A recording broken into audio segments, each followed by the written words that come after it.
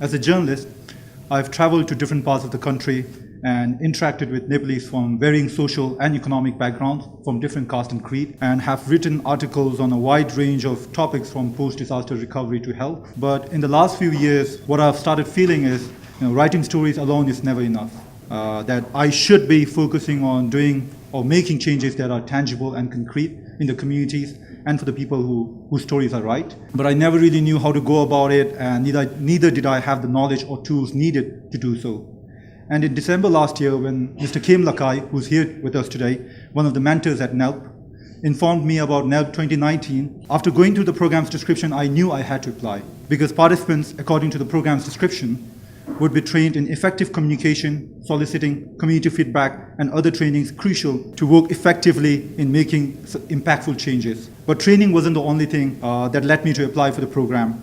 The program was aimed for emerging leaders from different political backgrounds, different political parties, and social organizations. By participating in the program, I knew it would provide me an opportunity to interact with present and future leaders of the country and interact and make personal relationships with them. And this, I knew, will help me widen my understanding of the country that we live in. And I was right. During NELP 2019's first training session in Nepalganj, I realized how fortunate I was to be a part of it.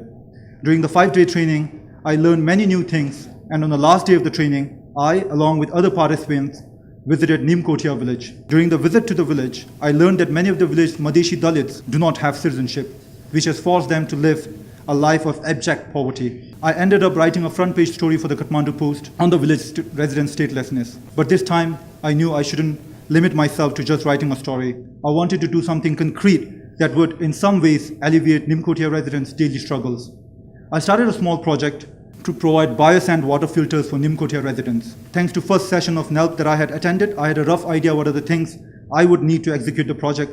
I started raising funds, and with the aid of the news coverage, it didn't prove very difficult to find donors for the project. One of the things that I had learned at NELP 2019's first session was the importance of local government's participation in the communities that one wants to work in. And for that, I had Sudhanshu Sharma, who's here with us today, and is a native from Gularia, which is just a few kilometers from Nimkotia. And knowing him and receiving his help and guidance proved instrumental in executing the project in Nimkotia. With his help, we were able to get the mayor of Gularia and the chief secretary of Gularia municipality on board. And less than 2 months after visiting the village as a participant of NELP 2019, I traveled to the village again on March 11th to deliver 40 biosand filters, which were then distributed to 43 families in Nimkotia. Many children and elderlies in Nimkotia now have access to clean drinking water for the first time in their lives. And at this moment, as I speak, 10 more filters are being distributed in the village. All of this wouldn't have been possible had I not participated in NELP. And with a pool of fellow participants and from all over the country and some solid mentors, I know that I'll be able to undertake more initiatives,